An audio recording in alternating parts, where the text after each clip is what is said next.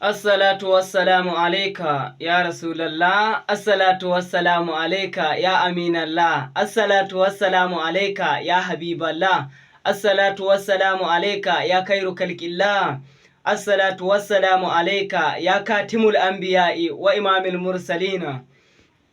sayyidina wa habibana wa muradina wa maulana Rasulallah sallallahu alaihi wasallam. Taka da lafiya mai Ababakar Saddiƙu, mai Umarul Faruku, mai Usmanu Jinnuraini, mai Aliyu Sadauki karramallahu wajahu, mai Zaidu, mai Zubairu, mai Dalhatu, angon Khadija da Aisatu, ya ɗan Sayyadai Abdallah da Aminatu, ya Abul Alƙasim da Fadimatu, ya Aba Zainab, kakan Hassan da Husaini, ja da kai ganganci yanzu mutum ya wahalta. A soka aljanna ka so mutum aljanna in ka kira dole amsa ma ya safikar Allahu, duniya ta kashe lahiran ta kashe taron kiyaman ta kashe mai alastu bi rabbikum,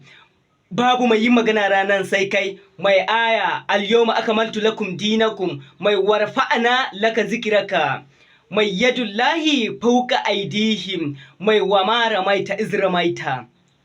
Kowa babu kai kaɗai ne akwai, Allahu almudi kai kuma wa anal qasim.